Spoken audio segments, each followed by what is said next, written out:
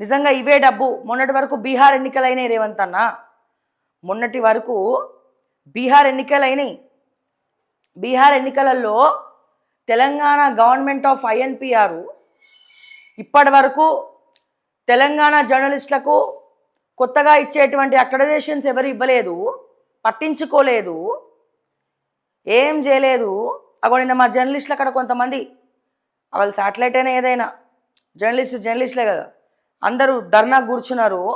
నీకు సీమ కూడా చిటుక్కుమన్నట్టు లేదు, పుట్టుక్కుమన్నట్టు ఉండదు, గుట్టుక్కుమన్నట్టు అసలే ఉండదు. బీహార్లో తెలంగాణమే రిజర్వేషన్ కియా గయా అని చెప్పి అక్కడ ఉన్నటువంటి బీహార్ పత్రికలకు మా తెలంగాణ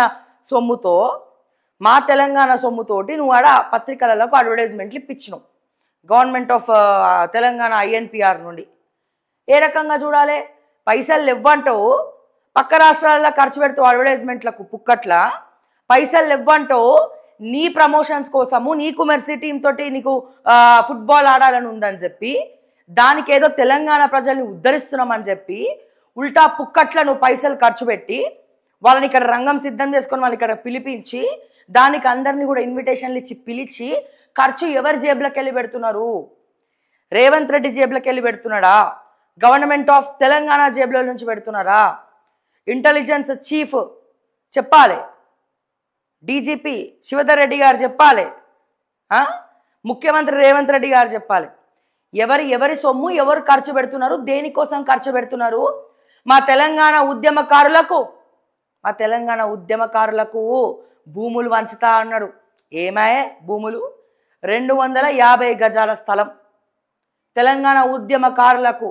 తెలంగాణ రాష్ట్ర వ్యాప్తంగా ఏ జిల్లాలో ఎక్కడెక్కడ ఉద్యమకారులు ఉన్నారో, ఎవరెవరు కేసులు పెట్టించుకున్నారో, ఎవరెవరు ఉద్యమంలో చురుకుగా పార్టిసిపేట్ చేసినారో, ఈ 10 సంవత్సరాల కాలం నాటి ఉద్యమకారులు ఎక్కడెక్కడైతే ఉన్నారో, సో వాళ్ళందరినీ బీఆర్ఎస్ పట్టించుకోలేదు. ఇక మేము ఉన్నాం పట్టించుకోనీకి, మీ కళలను సాకారం చేస్తాం, మీకు ఇల్లు కట్టిస్తాం, భూములు ఇస్తామని చెప్పి manifesto committee chairman Duddilla Sridhar Babu పెట్టినాడు.